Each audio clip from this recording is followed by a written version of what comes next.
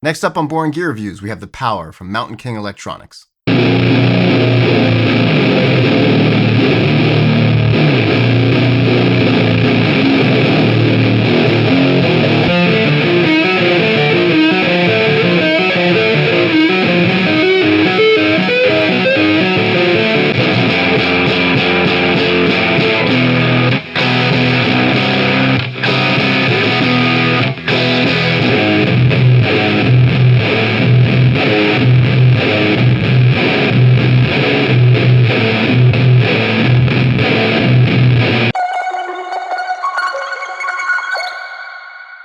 Big thanks to Alan at Mountainking for sending me the Power. All right, so what we have here is a distortion pedal based on the sound and feeling you get from cranking a huge amp. And I won't bury the lead. I'll say that I had that feeling while playing with this pedal.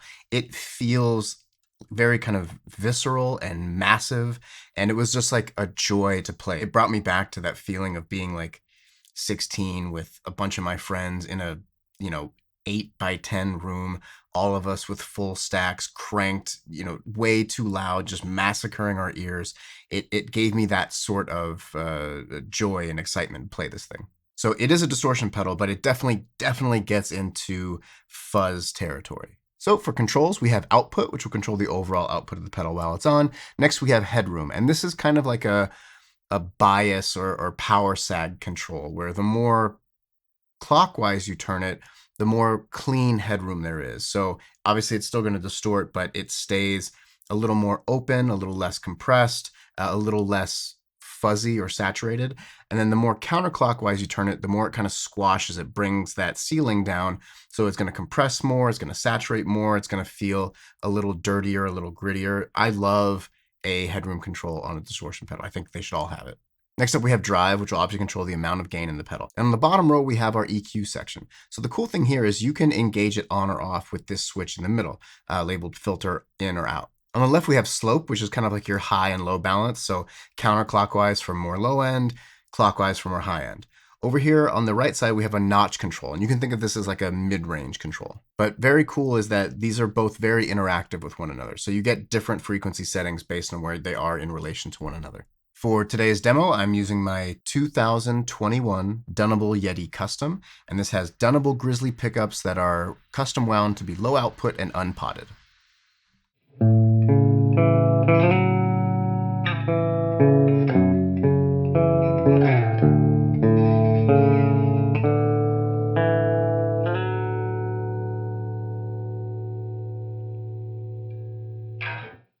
So for this first clip, we're going to go about as clean as this thing will go.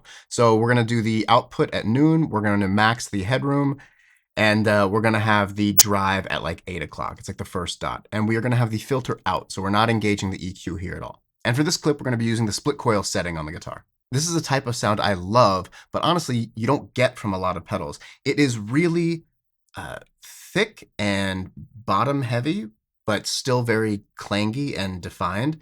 It's trashy, but also full. It's like this awesome sound that truly you don't get with just any distortion pedal. But here it just kind of takes over, and it just feels awesome, and it feels good in your hand to play. So enjoy.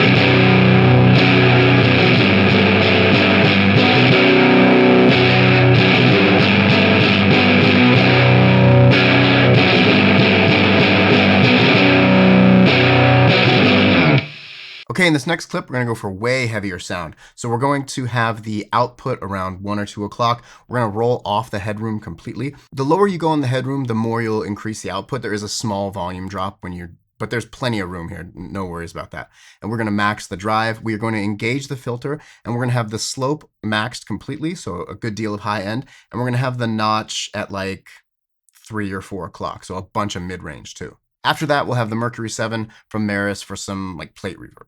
All right, so this sound is really gross and awesome. It still maintains that like heaviness and fullness and thickness, but with the headroom control rolled all the way down, like that power sag, it's just super like squishy and almost Velcro-y.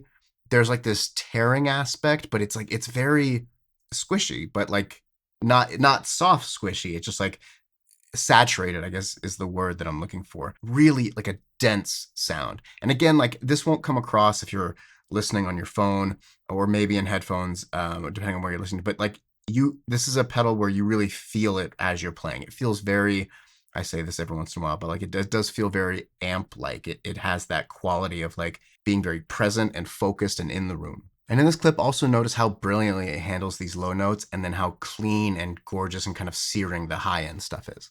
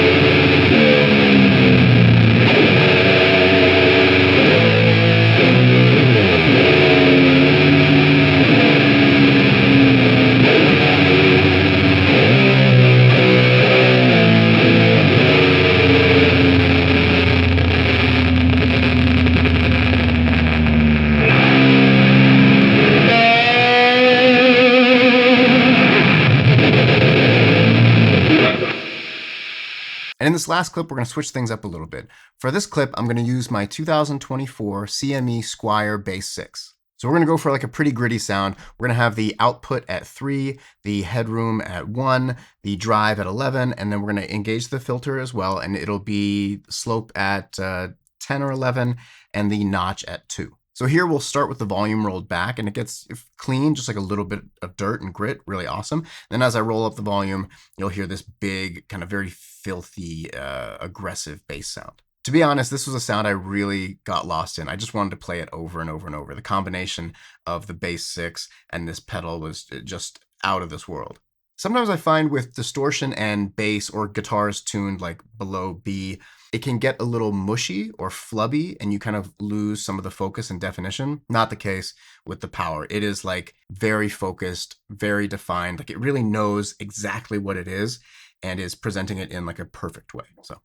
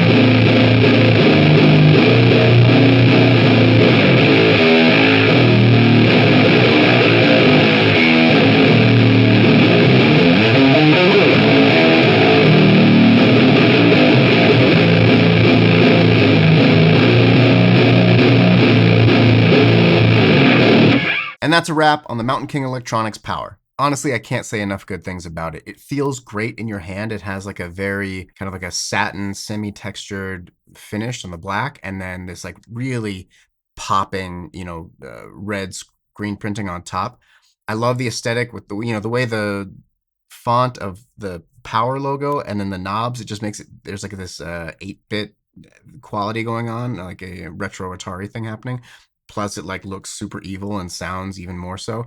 I really dig it. And through, it really just has an identity. It knows what it is, and it's doing it extremely well. Whether you want, clangy, kind of trashy distortion or like crumble your house type of distortion, it really handles it well. So huge fan, can't overstate it enough.